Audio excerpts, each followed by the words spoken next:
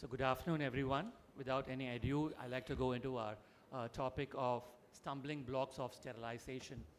So we all know that among the maximum number of surgeries performed all over the world, India stands the maximum. That is, the max number of surgeries in any form of medicine is being done in India. And out of this, more than 50% of the surgeries come from our specialties of ophthalmology. So the success of any ophthalmic practice depends upon the success of the operation theatre. So however well you may do a surgery, if the sterilization process is not good, the person ends up with an infection. So there have been a lot of talks on surgical procedures, but the sterilization process has always been neglected. So what will you do when you have a sterilization failure or an autoclave failure? How do we go about it? So this has been the basis of our instruction course. We have a group of speakers who have been pioneers in this field of medicine. I'd like to introduce Dr. Nirmal Frederick, who's also the president of TNOA Ophthalmic Association, who's been a pioneer in quality control and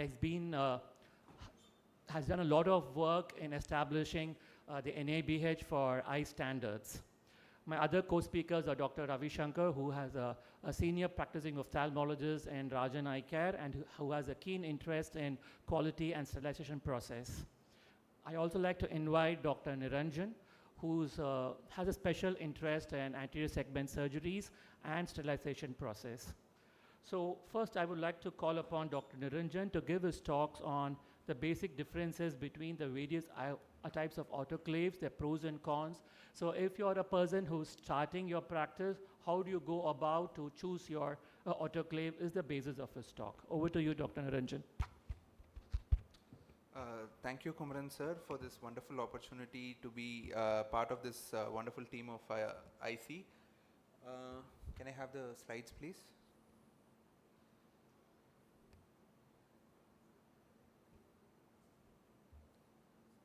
No, this is not the one. Dr. Niranjan Karthik, who last one.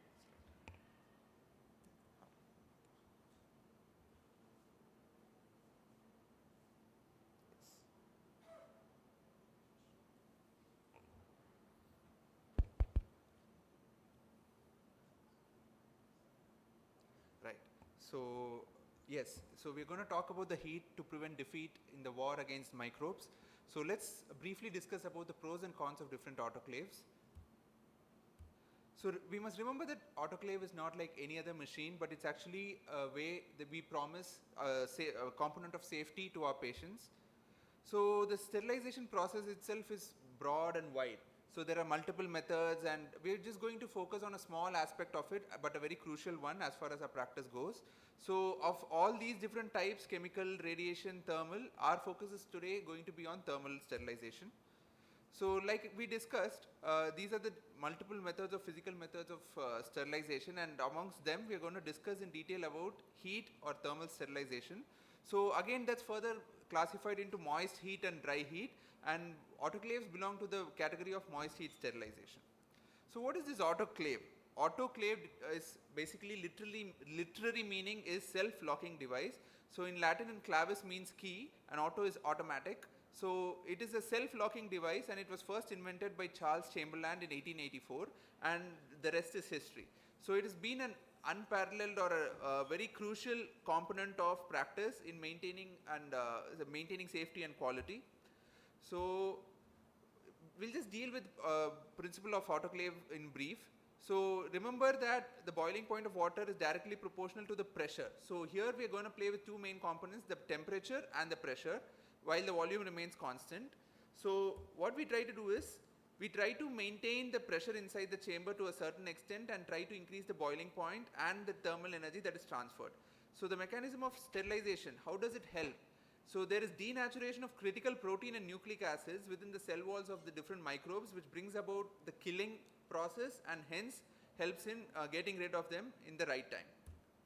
So broadly there are three phases of sterilization, and it is very crucial for us to understand this because it has very much practical implication in our day-to-day practice. As you can see, in the first phase there is an increase in the temperature, second phase is the plateau phase, and last but most underestimated part is the third phase, where we often fail to wait till this third phase kicks in and then do the removal of the gadgets, and hence this phase is very important in our clinical practice. So why are we so bothered about steam, or why are we so interested in steam? It's very important to remember that at boiling point, the heat that is transferred, there is an extra component of heat and thermal energy which is present in steam that's not present in water. So at same 100 degrees, steam has much more heat energy compared to boiling water, and hence steam is very efficient in killing the organisms. So what are the parameters that we need to be concerned about? This is TPT, that is temperature, pressure and time. So pressure is 15 psi, temperature is to be maintained as 121 degrees, and time for about 30 minutes. Right. So it's important to understand the different parts or the anatomy of an autoclave. We've done enough anatomy of the eye, so now it's time to branch out and know a little bit about your machines as well.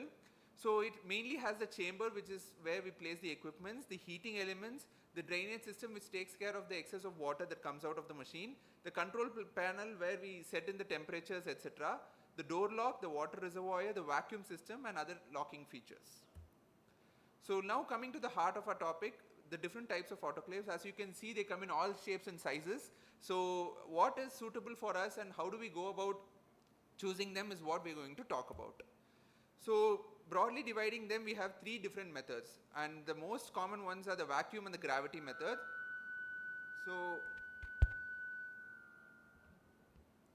So gravity method uses gravity to replace the air with steam. What we need to understand here is the air inside the chamber has to be gotten rid of, and we have to introduce steam. So how do we go about doing it is what this broad classification is about.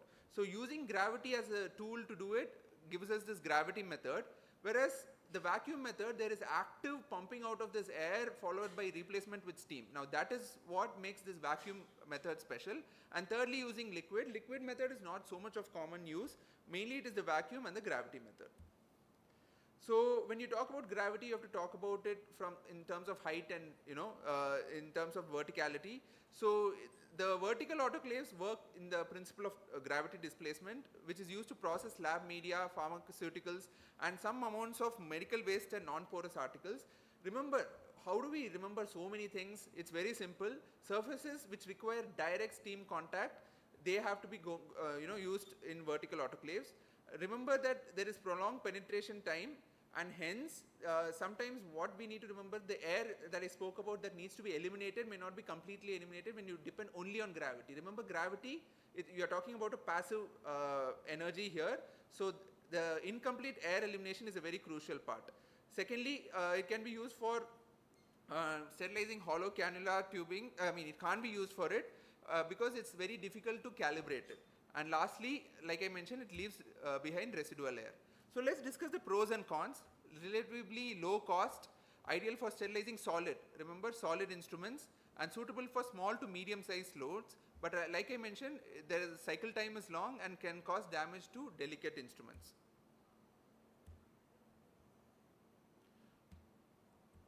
Slide change.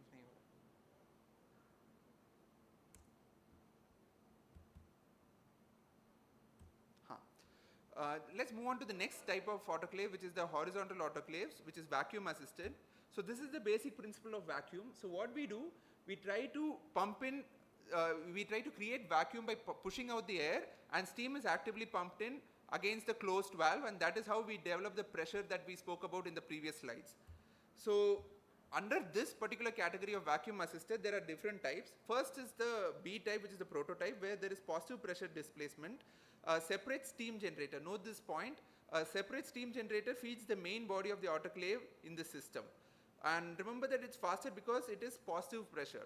Whereas the N type is the negative pressure, has a steam generator and a vacuum generator, and this is where it first sucks out the air inside and then the steam starts rushing in. So these are the different models. And remember, usually class N is meant for solid ones, whereas class B can be used for hollow instruments as well. And an added advantage of class B is it is available multiple shapes and sizes. It can even be a tabletop instrument, thereby occupying relatively less space compared to the other types. So this is about the pros and cons of class B autoclaves, which we already discussed. Then moving on to ETO sterilizer. What we need to understand here are the pros and cons. Remember that which cannot be sterilized with heat and moisture, which are very sensitive to it, we prefer ETO stabilizer, can be used to sterilize large and complex instruments including medical devices, and the cost is relatively low. But again, like we discussed in the gravity type, the cycle time is long and requires prior ventilation to prevent exposure to toxic fumes. And next is the plasma sterilizer, which uses low temperature plasma to kill organisms. Like we spoke about the previous one, here also we have to consider instruments which can't be sensitized to or exposed to high temperatures for this particular method. So 35 to 50 degrees Celsius, and the advantage is it has a short cycle time, and the sterilization is quite effective and relatively environment friendly. But what are the difficulties here? There is limited load capacity, instrument preparation is quite tedious, and lastly the maintenance is quite heavy. It requires regular maintenance and cleaning for plasma sterilization. Right, so with all these different types, do we know at this point what is the type of autoclave we need? And that's where we're going to discuss the further slides. So remember that it should be something like a customized method rather than one size fits all. So what we need to know is what are our requirements, what are our demands, and accordingly choose the type of autoclave. So what are the questions or the checklist that you need to do or check before you buy an autoclave? First and the foremost is what is the size of autoclave I need? Secondly, what types of loads will I be running in my autoclave? These are questions that are personalized to each one's practice, so accordingly has to be answered. What is the steam source available for the autoclave? Remember, the setting up of an autoclave is not just the machine in itself. It's not like a laptop. It's something like a PC where you have to find out a plug point, you have to arrange your computer table, right? So accordingly, we have to prepare the inputs and the outputs of this autoclave as well. Do I have the right type of water available for the autoclave? How much floor space will it take up in my setup? What are the utility support required? And yes, this is important. Should I invest in water and energy saving technology? Because those are not light demanding equipments as far as your EB bill goes. How will I get the autoclave installed from the loading dock to its final resting place, right? And tech support available. This is very crucial because being an instrument that's used in our routine practice, it is bound to be, having regular maintenance, etc. What is the warranty? Are the replacement parts easily available? And like we spoke about CMC and AMC to prevent unnecessary expenditure on maintenance. Demo and staff training. This is very crucial because it is not something that everybody uses on a day-to-day basis. So it's very crucial to get somebody to give you a demo and train your staff in that. What is this? Where is it manufactured? And how many years have they been in business? This is very important because the better or the longer they've been in the field, they understand the drawbacks, they get the feedback from the doctors and work on it to give a better equipment. Does the manufacturer have a single expertise or single product focus? Because that makes things easier for us because they are focused on getting their instrument in this area more better. And lastly, do I want to purchase a new or a refurbished autoclave? So like we discussed, how do we decide on the size, type and brand? These are the certain important points that we need to focus on. Most important is the chamber size. And lastly, the second important is sterilization cycles. And last but not the least is price, including the maintenance cost. So we spoke about the water source. Remember, there are three ways of going about it. One is softened water, which is gotten after removing the hardness part using a filter. Then comes reverse osmosis, and along with reverse osmosis is the deionization process. So these are different types of water sources that your autoclave may demand in order for it to function properly. So next is two important aspects of this autoclave we need to know. One is the engineering controls and the administrative controls. Remember that engineering controls is how to operate it on a routine basis, right? Whereas the administrative controls is more about the emergency preparedness. Let's say it malfunctions or it doesn't work on one fine day when you have 10 patients lined up in your OT the next day. So how do you go about it? So these are the two important aspects that you need to look into. Next is the emerging trend is to reduce the human aspect of it and bring about more of an automation process in it so that the chance of error in human intervention is much lesser. And lastly, to give a rough idea of choosing an autoclave, for an ophthalmic use, ideal would be to choose a B class or plasma sterilizer. And lastly, the capacity should match the scope of your service and your practice demands. So invest in yourself. It's the best time you will ever make, best investment you will ever make, and the next best investment would be your autoclave. Thank you. Thank you, Dr. Niranjan, for that wonderful lecture. Your 17 points of how to design on an autoclave was amazing. I think everyone should look into it. I now call upon Dr. Ravi Shankar to deliver his next talk. Before that, we will just ask a very small question. So, Dr. Nirmal, a lot of people who start their practice keep asking us, sir, I have a vertical autoclave. Should I go on to buy a Class B autoclave, or can I continue with a vertical autoclave? And the second question is the source of water. Can I use a normal distilled water, or a RO water is enough for these autoclaves? Okay, so let me answer your first question about vertical autoclaves. Vertical autoclave problem is we've been using it quite rampantly in almost all places.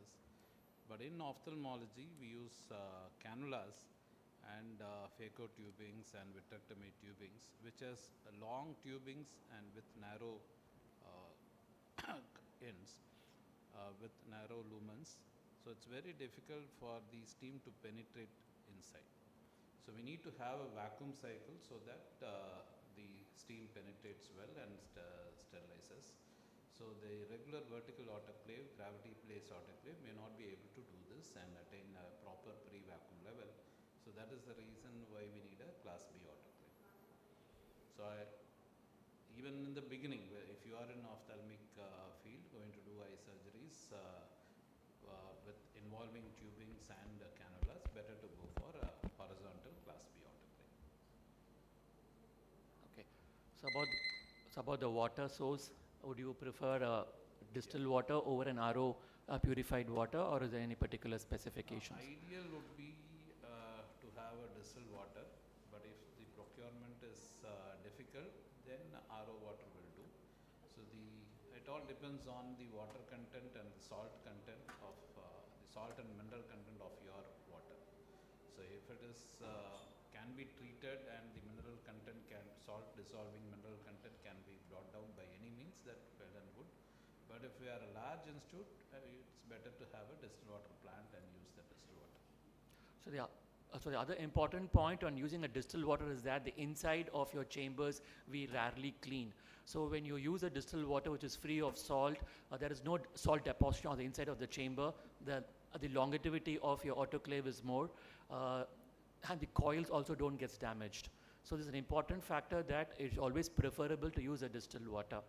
There's a lot of calls on whether a plasma sterilizer has to be used, but we need to understand that the plasma sterilizers, there are two important roadblocks with them. One is the expense, and other thing is that the way they sterilize the hollow instruments is still in the developing. But the steam sterilization still plays an important part in most of the process because it is inexpensive and it has been proven over the time. So now we have chosen an autoclave. Next, how do you pack your instruments to put inside the autoclave is what Dr. Ravi Shankar is going to talk upon.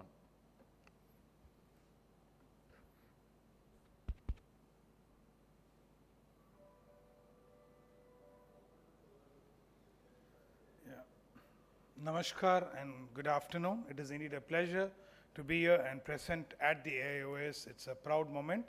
At the outset, I would like to thank Dr. Kumaran Murugesan, our chief instructor, and the co-instructors for giving me the opportunity.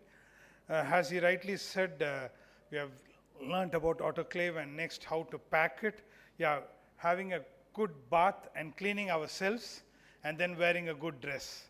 A dress which is perfect, which fits in correctly. And thank you once again. How do we all decide the cycle and program of the loads in which what autoclave has to be done? Actually speaking, I would feel it is an art. Every step what we do in autoclave, every step what we do in the operation theater protocols is an art. Once we start liking it, we would start loving it. Once we start loving it, we will almost perform the duties in operation theater perfectly like how we do what we do at home daily. There are multiple types of packaging materials, and there are few materials which should allow steam to penetrate into them. When it comes to steam autoclave, the following materials like paper, plastic, cloth, fabric, paper plastic peel packages, wrapped perforated cassettes, all this would be very much perfect in a steam autoclave where the steam should penetrate inside. Dry heat, which we do not use much in ophthalmology and we not recommend. These are the type of packaging materials which are used in dry heat: the paper bags, aluminum foil, polyfilm plastic tubing, wrapped perforated cassettes. The chemical vapor, these are the materials where the vapor should be allowed to precipitate on the contents inside, and vapors should not react with the packaging material, and plastics should not contact the sides of the sterilizer, which is very important.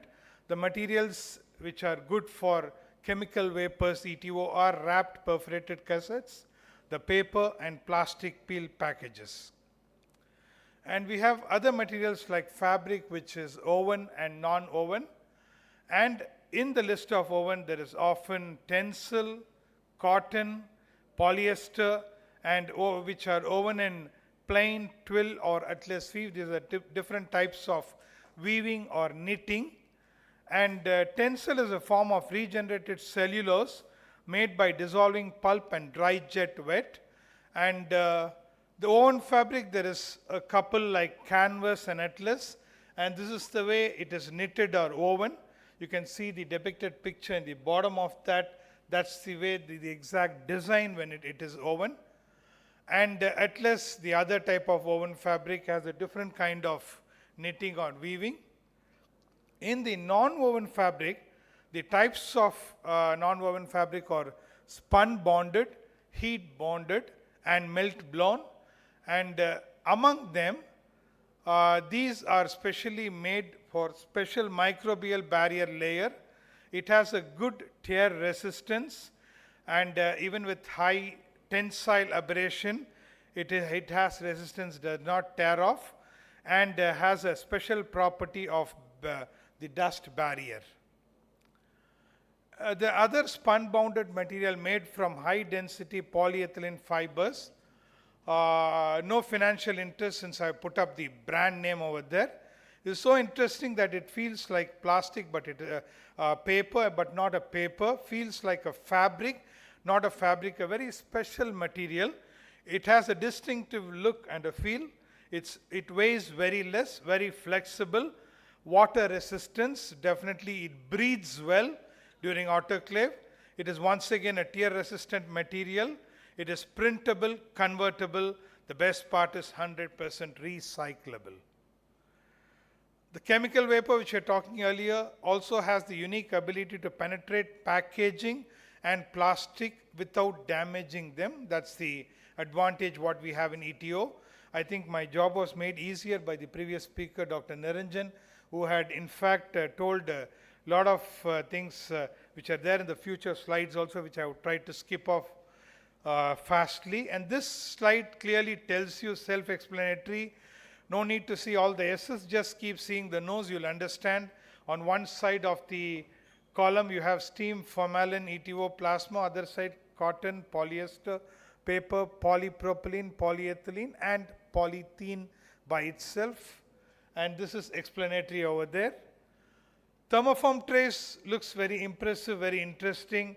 During the postgraduate days, we've never had these kind of extra materials. We used to have the aluminum boxes or the stainless steel ones.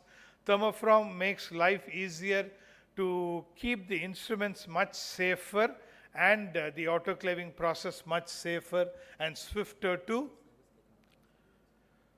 I have videos. I think the audio, I would require the audiovisual team, if there is a possibility, kindly get the audio done. These are few videos which I would like to play where how you exactly place the instruments and how safe would they be compared to the older days instrument, the packaging boxes. This is the way you exactly do. I think most of you would have all these in your OT protocols, OT setup, and life becomes much easier when you start doing all this regularly, daily, so that it becomes a habit for you.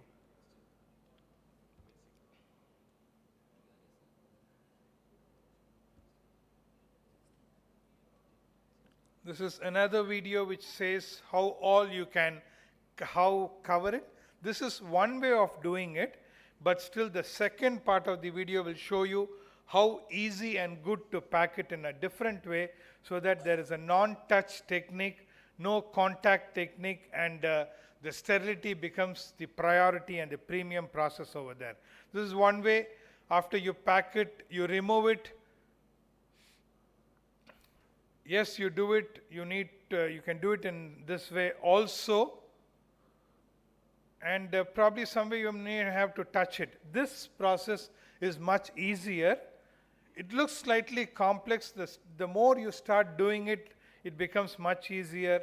The more you see these videos, you'll understand how to fold it, how to pack it, how it is an art, as I told you in my previous slide. It is an art how you do it. And after the autoclaving process is finished, it becomes easy inside the operation theater to just give the assistant to give it to the OT staff without touching it and without contactless, totally contactless.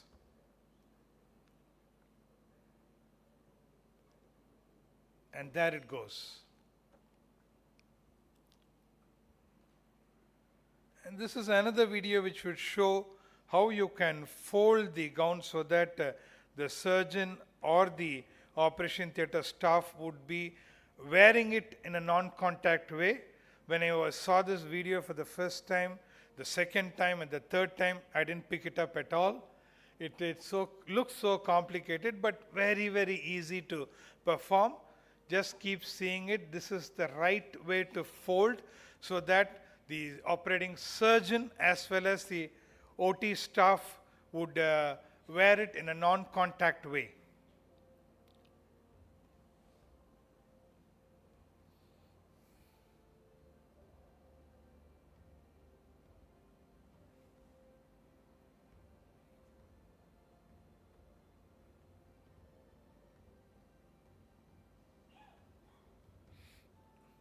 Until this process, you still feel how to fold it, what way you fold it, how to pull it up, etc., etc.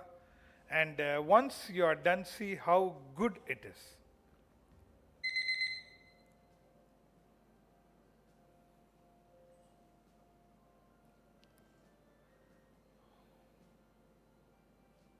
I have only a couple of more videos. I'll try to finish it on time. And there it goes.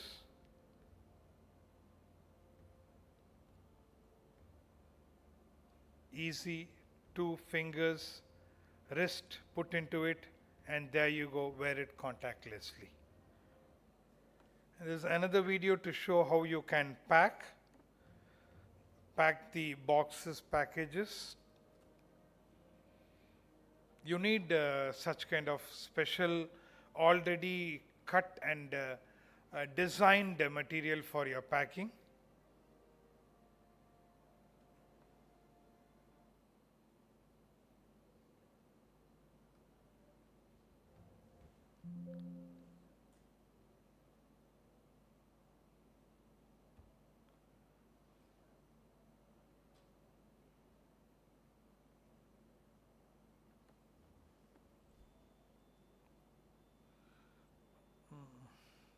Yeah, this is another video quickly. This is not the way you should put the gowns or any OT materials inside it, because it would not allow the steam to pass on. And this is the right way. You need to allow enough space between the materials, whatever you keep over there. It's a fashion, one side by side and one above it on the opposite direction, and one once again likewise what you did the first time, so that it allows the steam to enter inside. So types of autoclave cycles, I think Dr. Niranjan went up on it, and I would not waste time. This is an animation which shows how you can pump it out, pump the air out, and push the steam inside.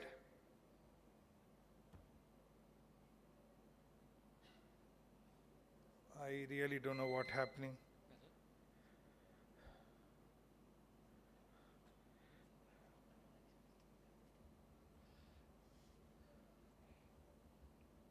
I'll stop with the videos and quickly go into this is the other video which he put up where you pump out the air inside and pump in the steam.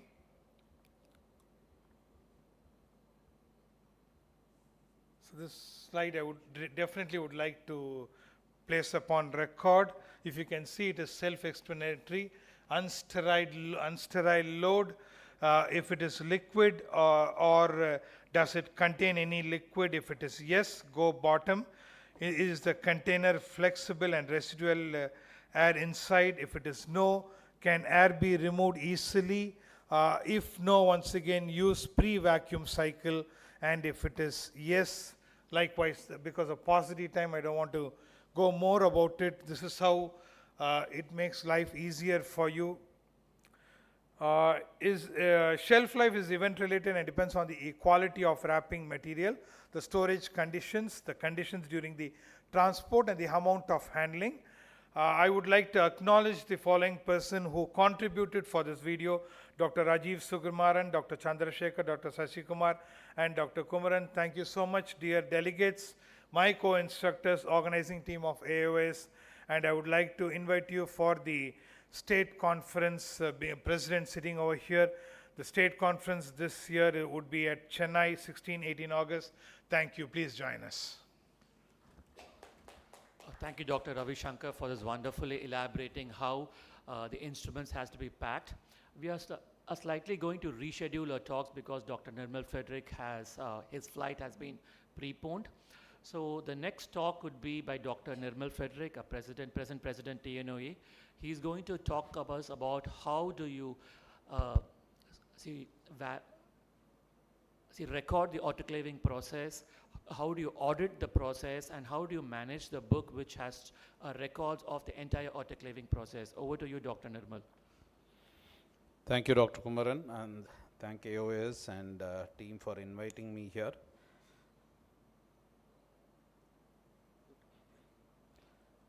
So this talk would have been better after hearing Kumaran's talk about the sterilization aspect and the validation aspect. Nevertheless, I'd be concentrating more on the auditing and documentation of sterilization. So there are two parts to it, the sterilization aspect. One is the machine aspect. The second is the process aspect. So usually the process aspect is done by our staff, and most of us, we won't be in the picture. And if something happens, as long as it goes positively, no issues. But if something happens, then we are more bothered about this auditing and documentation aspect. So it's very important that we not only train our staff to do the process well, but also important to ask them to document the process. So how do we do that? So we do that with the help of various registers and documents for sterilization, and so I have no financial interest to declare. So basically there are many formats, but there are certain standard formats available with vendors. You can use that. So there are many methods available. All we need to do is each load, we have to know the details of the load, the sterilization load, the number of packs, the content, what is the content inside that pack, what type of instruments we have, and what are all the concern, whether it's a liquid or solid. Then temperature, what level did the temperature went up and how long it was there in that temperature, and what was the pressure and time record chart. So all these are important parameters. So all your basic documents need to capture this. The second part is whether it is physical or steam based autoclave, or if you are doing a chemical thing like ETO, so you have to document that. Then whether how frequently you do that, whether it's daily, weekly, and there are certain tests that has to be done weekly. I think Dr. Kumaran will be covering more about that. So basically in eye centers, we need to have a standard operating procedure for autoclaving and the entire sterilization disinfection process. This standard operating procedure have to be defined by the hospital. So it would vary with as per the hospital policy, but it has to be based on national, state and international guidelines. And there are certain standards for the hospital infection HIC standards that have to be followed. So the standard operating procedure has to what all indicator used in the hospital, when to use it and how to use it. So this not only has to be there as part of the training, but also it has to be there in the policy, and this aspect has to be documented and audited. You also need to define the responsibility. So who is responsible for that particular process? If somebody is operating a class B autoclave, who is responsible for that machine? Who is responsible for doing that process and documenting the process? And who will oversee the process? There has to be a supervisor to oversee the process. And if you are going to use biological indicators and certain water culture, so those things have to be documented. The third aspect is auditing. So all these are done by our staff. Most of the time the doctors won't be available. So this process has to be audited. So this can be done by a supervisory team, or in case of NABH accredited hospital, there will be a hospital infection control committee and OT in charge. So they will be doing the auditing process. So the biological indicators, there has to be a timeline for using these indicators. So ideal is to use this once a week or more frequently. Of course, depends on your the volume of operations and the number of loads you do. You need to keep all original reports in the operation theatre and the hospital infection control committee department. So maintain the collection date and results in a Excel or a manual register. So this is the general format. For STEAM, we use the Haemophilus biological indicator, and ETO we use a B atrophosis indicator. So these are there are various methods of doing. I'm sure Dr. Kumaran will be elaborating on that. Bovidic test is basically used before starting the autoclave to ensure that the machine is working well and the process is going through, and the results are maintained in the register. So many of the newer machines give a printout that can be stuck to the register. Then process control test have to be used every day before loading the instrument, and so again this is manual or electronic printouts would come. You need to maintain that in the registers. So it can be so this is the type of sterilization monitoring register, and all these are available with the vendors. Anand Enterprises is one vendor who gives all this registers. Autoclave register is a mandatory statutory documentation needed for as far as sterilization is concerned. So if there is an issue, you need to hand over this mandatory documentation to the authorities. So you have to record details of every cycle, as well as the load content and everything, and what indicator we are using. So class 5 and class 6 integrator are the ideal indicators to use here. And you also need to list out the autoclave parameters, which program you are going to use. There are multiple programs, particularly in automated machine. There are at least 5 to 7 programs, and some machines have 13 programs. So whatever program you are using, you have to mention that. And if you are going to use ETO, record details of every cycle, the load details and the ETO indicator being used.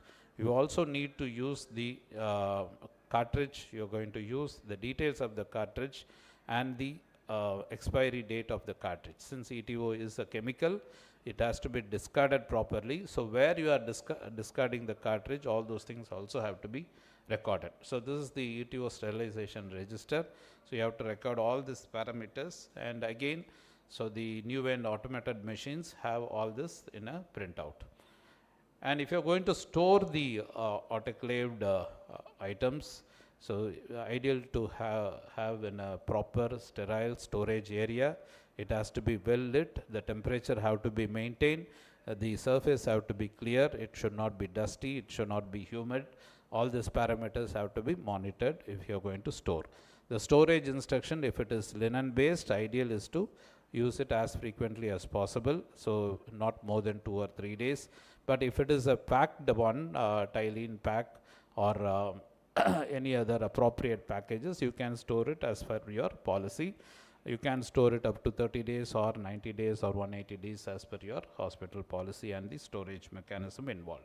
So this is autoclave issue register. So which theater the sterilized items are going to be used, all those things have to be monitored. And this is again a ETO issue register. ETO is usually done once in a week or once in 2 weeks or once in a month. So we need to have a proper storage register and where it is issued and which theater or patient the instruments were used. Then something about the microbiology. The air culture is once a month, even though in laminar airflow theater we don't advise air culture. So for certain documentation, air culture is needed. Active air sampling, ideal to use the settle plate method and get the microbiology report done. So usually it is more for microbiological monitoring of the entire process. And this is the air sampling done for AHU. And water, this is very, very important. The water you use has to be monitored properly. It's better to, if you are going to monitor, so weekly monitoring of the water used in the instrument wash area and in the scrub area, ideal monthly. Again, this depends on the volume of operations. And if it's a potable water, you need to test the water at least every 3 months. And OT sampling, generally we don't advocate on a regular basis. It all depends on the hospital policy, but it has to be done if before commissioning a operation theater or recommissioning a operation theater after a prolonged time or if there is any construction. So the take-home message is more than doing the process, documenting is very, very important for two aspects. One is the regular auditing and training purpose. Second is the medical legal aspect. If there is untoward events like endophthalmitis or cluster endophthalmitis, these are the records that will save you in the court of law. So you need to have proper documentation. Basically, since the staff are handling this, make it a very simple record or register, make it manual or EMR based.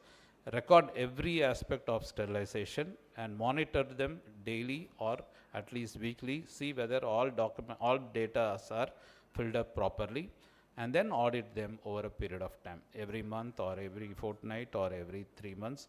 So the auditing period also have to be defined. So any questions, I'll be happy to take. Thank you so much for your patient hearing. It's a wonderful presentation, Dr. Nirmal Frederick, sir. Can I have a question, please? For the benefit of the audience, how frequently should doctors check the record and sign it?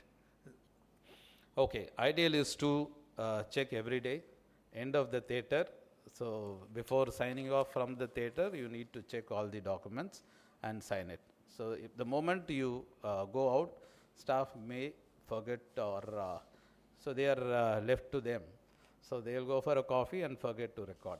So it's always better the surgeon who's in charge of theater, when he goes out, signs all the documents, see to that everything is filled up. Thank you so much, sir.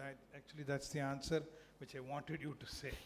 Thank you. Thank you. Being Sir's junior, that is one thing I've noticed him do day in, day out. Every day, Sir ends his OT by ensuring that every document that is pertaining to that particular OT is signed and the quality is ensured. So starting from the autoclave indicator, Sir makes it a point to personally verify them before he exits the OT. So I think it's going to be a very good example for us to follow. Thank you, sir. Yeah, it is my pleasure to invite Dr. Kumaran Murugesan, who is a pioneer in this field and has a vast experience in these protocols, operation theater protocols as well. He is a part of NABH team also. Thank you, Dr. Kumaran Murugesan, for being here and teaching us on this, since there is a dearth of information on how to monitor the sterilization or troubleshoot when an event of sterilization failure occurs, what we do, how to do. Thank you, Dr. Ravi Shankar. And at the outset, I'd like to welcome all of you and thank AIOS for this wonderful opportunity. So coming back to where we have left out earlier, we have decided on the autoclave, we have packed it, and now we have to sterilize. So most of the doctors, I think each one of you here should have faced an event where your autoclave has failed and you'll be wondering what to do. So this next talk is going to give you an overview of what are the things you should look when your indicators do not change. My presentation is going to be on two parts. The first part is what I'm going to talk about is troubleshooting the autoclave failures, and the second is validating the sterilization process. The second part is a video-based one, so I will start with my first indicator. So no financial interest in any of these indicators. The class 1 indicator, to understand what a class 1 indicator is. See, most of you could have got your badges scanned when you came in. So it just shows that you attended the lecture. But it doesn't tell you whether you have been sitting here all throughout the day and you understood what has been taken. So a class 1 indicator just tells you that this particular load has gone into your autoclave, but it doesn't give you any information whether the load has been sterilized. So this is just a chemical on a piece of paper which changes from white to black once the autoclave process is over. But what you need to understand is that the temperature change can happen even at 50 to 60 degrees Celsius. It need not be 121. So just because the temperature, black color has happened, it doesn't indicate that 121 degrees Celsius has been attained. So this is the point you need to keep in mind. It just tells you that this particular load has been processed. So what happens when you see even this load has not changed color? It simply means that the temperature has not built up, there's a faulty electrical supply, or there has been a lot of air inside the chamber which has prevented the steam to come in contact with the load. So these are basic things. So next comes the class 2 indicator. This is the Bowie-Dick test. A Bowie-Dick test has to be done in any horizontal or a class N and a class B autoclave. In a vertical autoclave, the role of a Bowie-Dick test is obsolete because it's a vertical autoclave, and whatever you do, there'll be a residual amount of air inside these autoclaves. So what happens when the Bowie-Dick fails? It simply means that there has been an air leak, the air has got back into your chamber after your vacuum has been attained, or an inadequate air removal, or the steam has not penetrated inside because of the air presence. So Bowie-Dick simply means that there is residual air inside your chamber. So this is how a Bowie-Dick changes. There are different colors from different brands. It comes from white to black or from yellow to blue.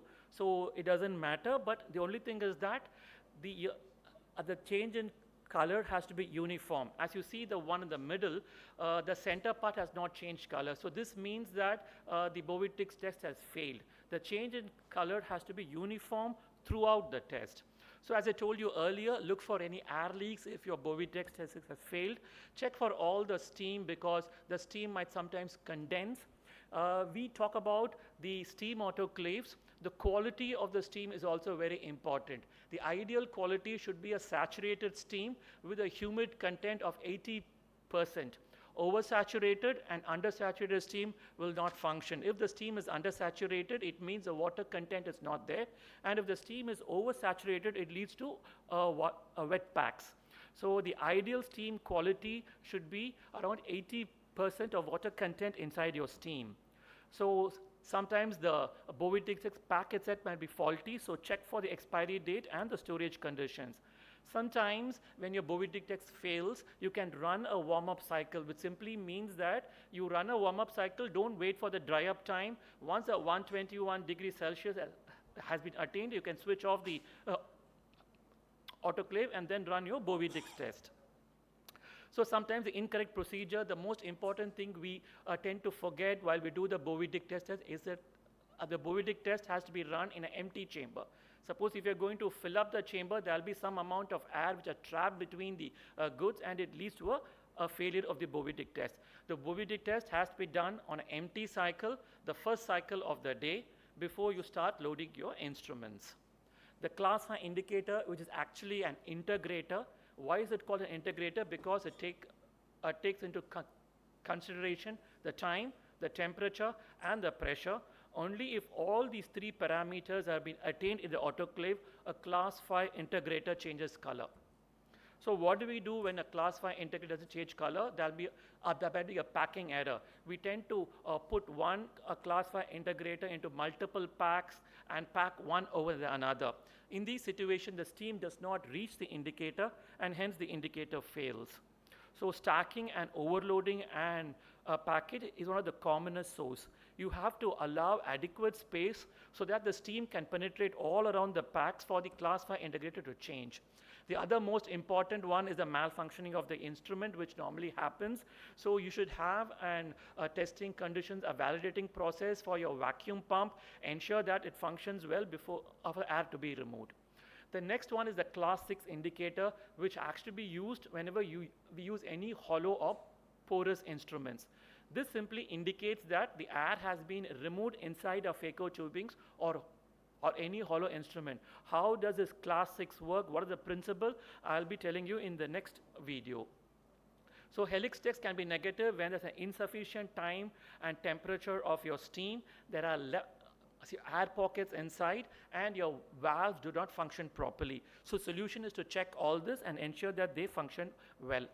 The biological indicator, the common question we come across is how frequently should we use a biological indicator? See, according to the US ANMI norms, every cycle should have a biological indicator because this is the only indicator which tells you that the entire load is sterile.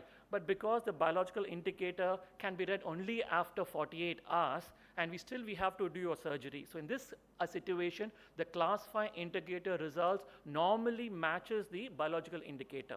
But even then, in Indian scenario, it is not practical to have a biological indicator for your every load. So normally, the practice which we follow in the Indian scenario is that depending upon your volume, you can decide the number of biological indicator you want to use. Wet packs, I think every one of us could have seen a wet pack in your sterilization. So wet packs, a wet pack is an unsterile pack, very simple. So when you have a wet pack, it can be classified into two types. Wet packs where the moisture is outside the pack and wet packs where the moisture is inside. When you have a moisture outside, 80% of the time you will have a moisture, a few droplets settled on the outside of the pack, which is absolutely normal, which gets dried up with your proper dry cycle. But the main problem is that when you have your moisture inside your packs, it is a big headache because these do not get dried up with a normal dry cycle. The reasons are improper packing, poor steam quality, overloading your packs. The items has been wet before packing. Sometimes our staff, they do not allow adequate time for the hollow instruments for the moisture to dry up. And when you pack them, when they are wet, it leads to a wet pack. So how do you troubleshoot? The normal errors are overload, wrong cycle, and improper handling. Ensure that these things are taken care and the wet packs do not happen. So it could be a component failure. The recommendations are check all the steam traps inside the autoclave, check your valves, make sure your vacuum pump is functioning well because it's the single most important instrument which depends your cycle whether it's been successful or not. So ensure your vacuum pumps works well before the autoclave and after the autoclave. Before the autoclave, the vacuum pumps sucks the air, and after the cycle is over, it sucks the steam out. If the vacuum pump is not functioning well, it leads to residual steam inside your autoclave, which condense over the packs to result a wet pack. The steam quality, as I told you, saturated steam with 80% water content is the best steam that is available, and always use distilled water because that is the best source of water. When you use hard water or very soft water, this saturated steam will not be attained. So as I told you, wet pack troubleshoots, improper storage, take your load out of the autoclave, and storing is very important. And do not stack the load above. Normally, we do not give importance to the place where we store our material, as Dr. Nirmal had said. Physical parameters monitoring in the CSSD storage area is very important. These are the references, and thank you. So with that, I will go to my next part of the talk, and then we would be happy to take your questions. Can you please run the next video?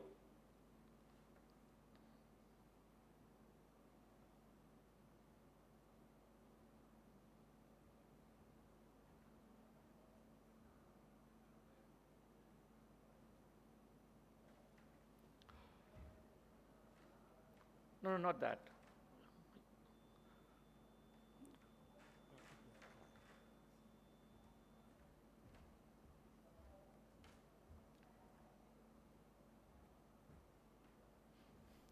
Okay, now we come to the most important part. So this video tells you how all the validation has been done. So once all the instruments are cleaned, they have to be packed individually in each set. And you can see how the staff is putting the class 1 indicator over every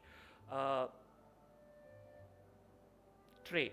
So this is the class 5 indicator which goes inside every tray. You can see how loosely the instruments are packed.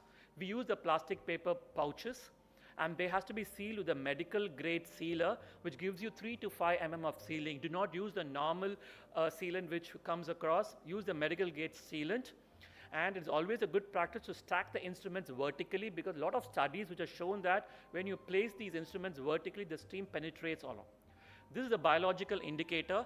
It contains 2 vials, a glass inside and an outer silicone covering, which contains the broth and the bacteria, which is the Bacillus thermophilus, which is the most heat-resistant bacillus. So one of it has to be packed the way you pack your instrument, and it has to be kept in the most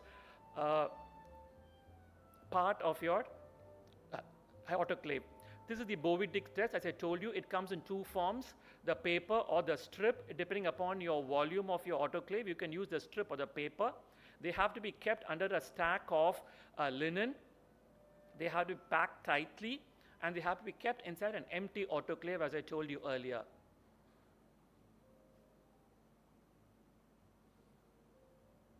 When you place these, the load, ensure that it does not cover the drain, because that might cause a failure.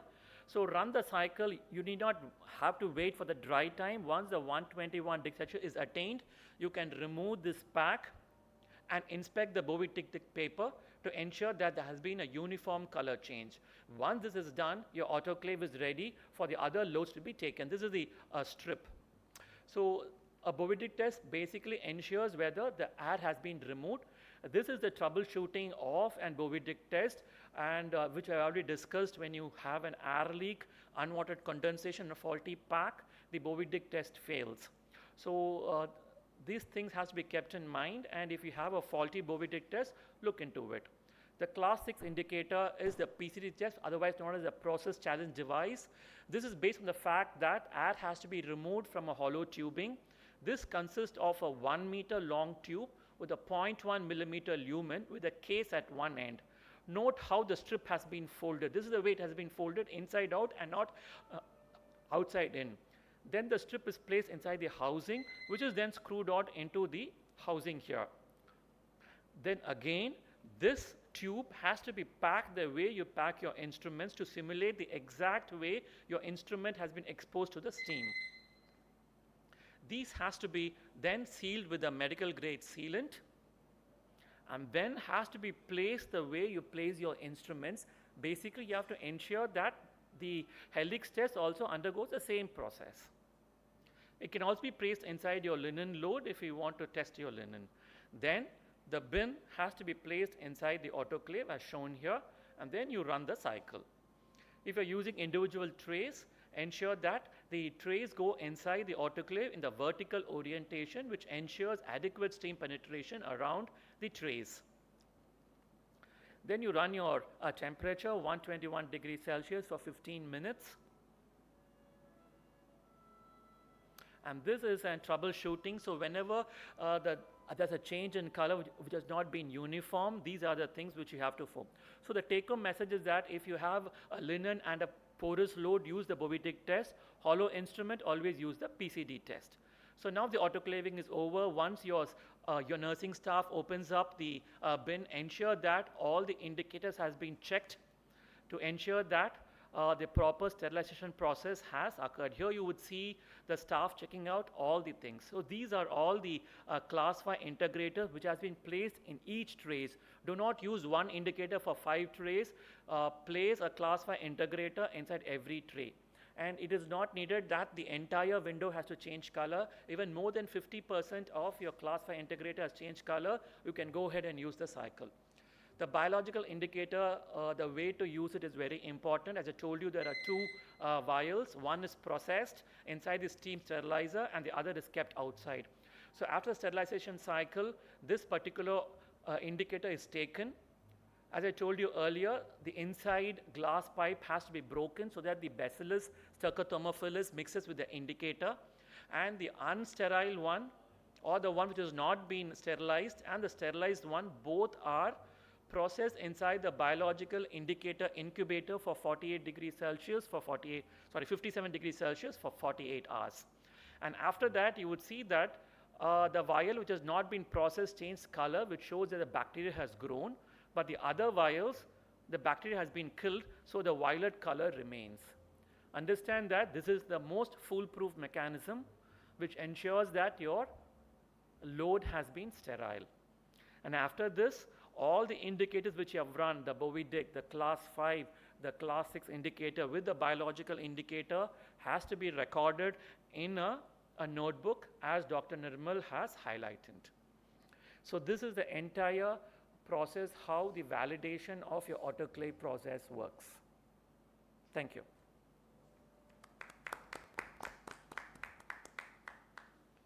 That was really wonderful, Dr. Kumaran. It's so exhaustive, and what I learnt, and of course the audience also would have learnt, is if you are perfect in doing your work prior to your surgery in any operation theatre for that matter, systematically in an organized way, things never go wrong, and you taught us so much this afternoon. Thank you. Thank you. So we'll be happy to take any questions if you have. We have another 15 minutes to go. Please, sir. So can you use the mic if you want? Okay, sir. Who supplies this class 6 indicator? From where to buy? Like class 2 and 5 I'm using. Okay. This class 6, who supplies it? So there are a lot of vendors available here. The one I use is from Medista from Bombay. So you can, they have a stock here. Yes, they have a stall here.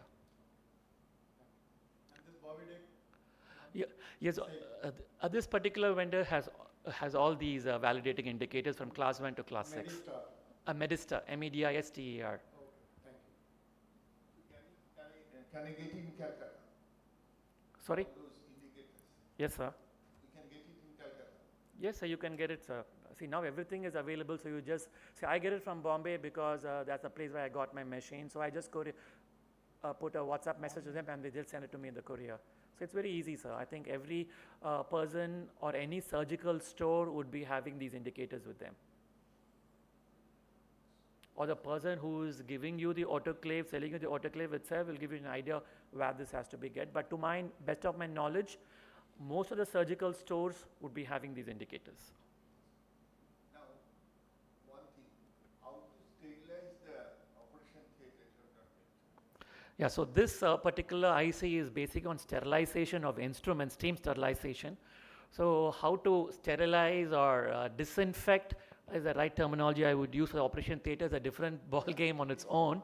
So Can you tell me in a nutshell? They have gone all through what process you adopted? see, the in thing now is the HVAC system, that is heating, ventilation, and air conditioning system, is the way to go about. So we do surface disinfection with an aldehyde-free disinfectant, and then we would run the HVAC system 1 hour prior to the operation theatre, which could take care of it. We do not use the fogging or the fumigation because it has been outdated and the materials are found to be carcinogenic. So we do, to put it in a nutshell, surface disinfectant of all the walls till about 6 feet, and then we run the HVAC system which takes care of it. The HVAC system would not work if there is no proper surface disinfection.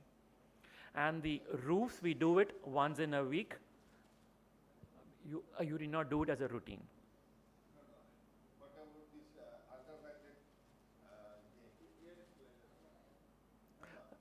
ultraviolet lamp that you use?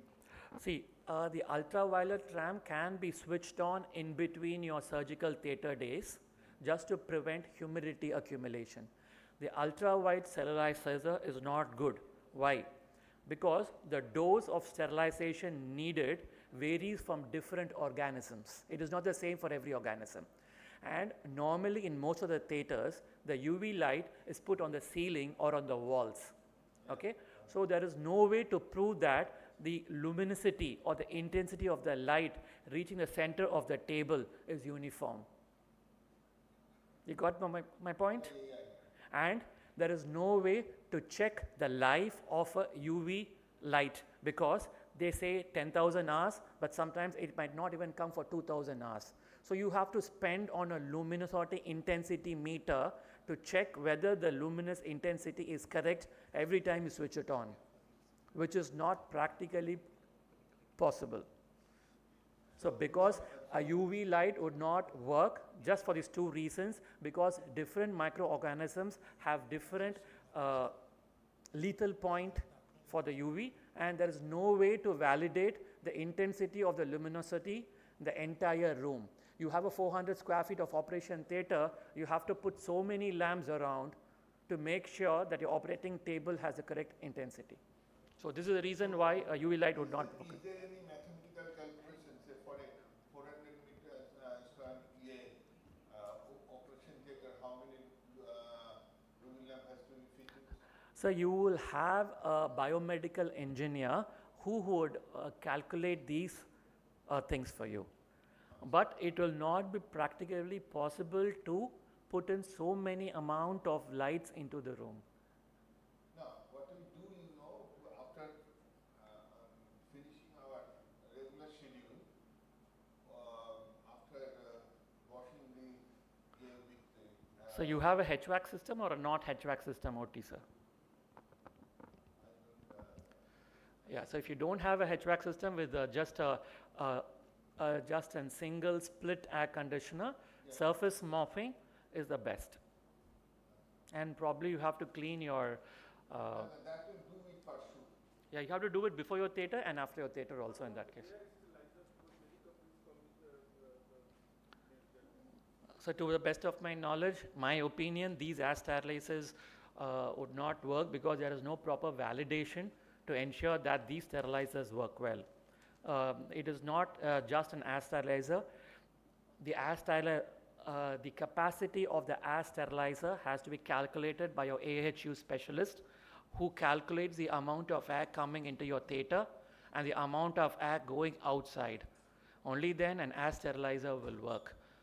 So these makeshift air sterilizers do not work that way.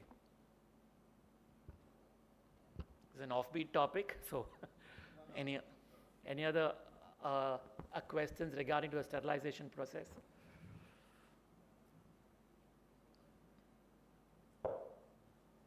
Sir, I wanted to know, once we sterilize the instruments, for how long can we wait for the surgery?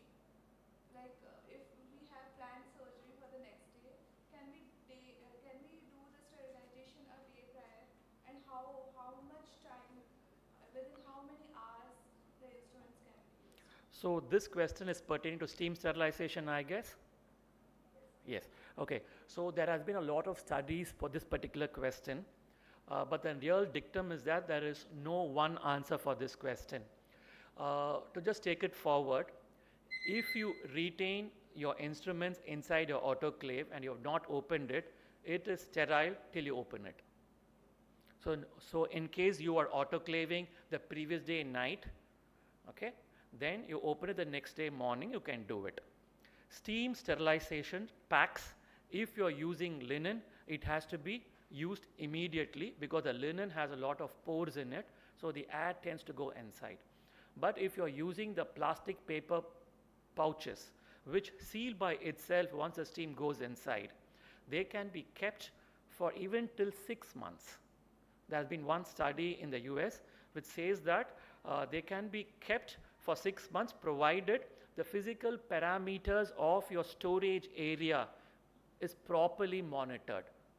The pressure you have to maintain, room temperature, humidity, everything has to be maintained. Then you can even store up till 6 months. So as Dr. Nirmal has said, each hospital can form their own protocol. In my hospital, I do not keep it for more than 1 day or 2 days. So 48 hours is the maximum I can do it. So for my Monday theatre, I autoclave Saturday night and then I open it on Monday. Suppose due to some case I was not able to do the Monday theatre, I sterilize it. So there's no clear-cut answer. The number of days it can be stored depends upon your packing. Linen packing is actually being outdated. So I would always advise you to go for paper plastic pouches. And with this double packing, you can keep even up to 6 months, but you follow your own protocol.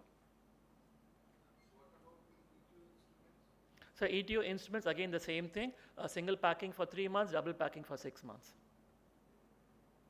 And ensure that if you're storing for 6 months, again I told you, the monitoring of the physical parameter is very important. So the edges of the paper plastic pouches should not be folded, it should not be damaged. So ensure you use a medical grade sealant.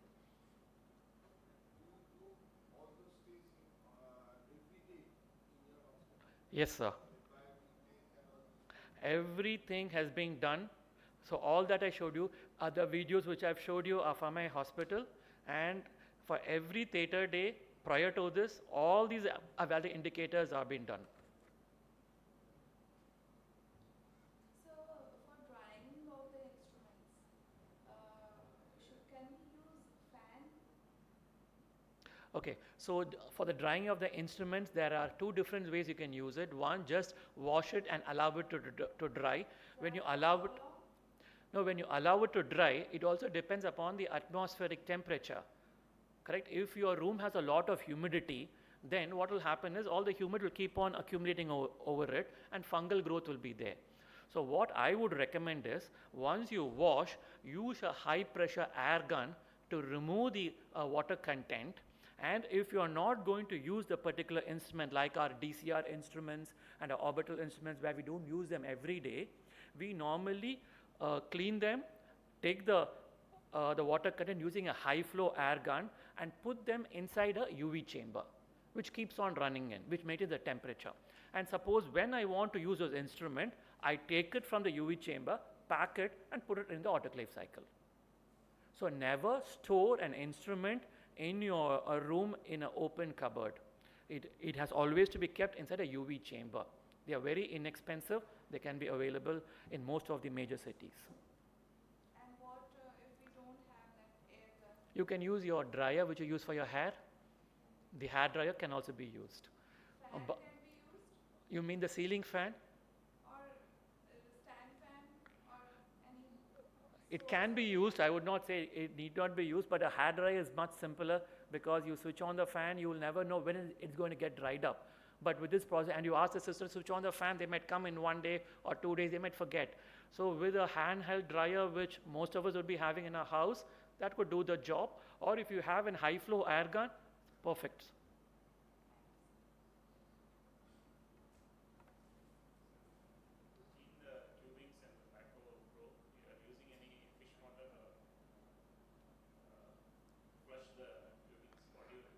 So what I use is the high flow air gun, because we have a vitreoretinal setup, we also have a compressor. So you just have to attach a compressor with a handheld gun, no additional cost. This hair gun can remove the moisture inside these two wings instantly. So I have a video, but it is beyond the scope, so I have not brought that video. But use of an hair gun would do the job efficiently.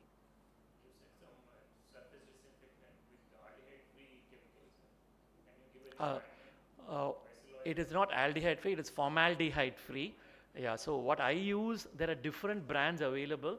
So what I use is the Aldi one, which has a concentration of 3% subglutaldehyde or something, which I'm not very particular.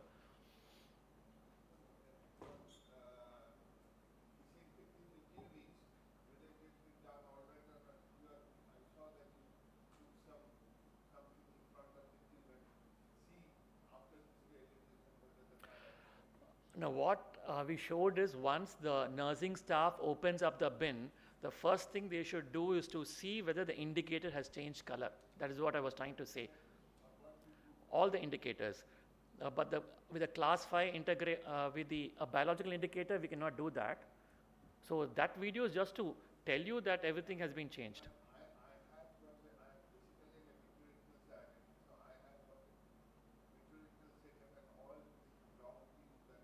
Okay. You can check the PCD test at the class 6 test. I will call the helix test. If that has become positive, then it means that all the steam has printed inside your hollow tubings. Helix test. It's called PCD or process challenge device. So basically you are testing the process of steam going inside the tubings. So it's called the PCD test or class 6 test or the helix test. So it's a normal strip which you have to place inside a case which has a 1 meter long 0.1 millimeter lumen. As I showed you, so it's available. It comes in two forms. One's a silicon tube and one's a stainless steel tube. Stainless steel tube is one-time investment. Silicon comes to around 20,000 autoclaves. So does the class B sterilizers damage the phaco tip? I mean, the company people claim that may. Okay. Any steam autoclave would damage your instruments if you're not following the manufacturer guidelines. So before you autoclave your phaco tips, you always get the manufacturer guidelines of what a temperature you should use. What normally happens with the phaco tips is that rapid cooling and rapid heating. Suppose you have only one phaco tube and due to some reason it has become unsterile, then we have to do a flash autoclave. Flash autoclave by itself is an old terminology. It is no more used. It is called immediate use steam sterilization, that is IUSS. Here what we use is a temperature of 134 degrees Celsius for 5 minutes. So there's a rapid increase in temperature and then rapid cooling happens. In these situations, your phaco crystals and your sharp instruments will get damaged. So if you do not know all these processes, these people will take you for a ride. So in that case only you have to show all these indicators, all the auditing and the documentation to show that we have never crossed the particular temperature.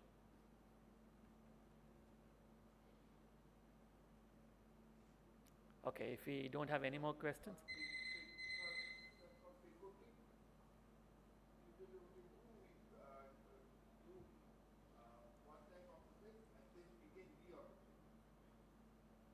Yes, it's a reusable tip. You can do that, sir.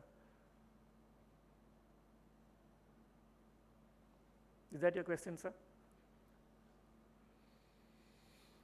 Okay, I once again thank all the people for staying back here for your questions, and I thank my co-speakers, Dr. Ravi Shankar and Dr. Niranjan, for being a part of this wonderful IC. This is the second time we are doing it. Last time we did in Cochin, and it got reselected for the interest it was shown there. Thank you.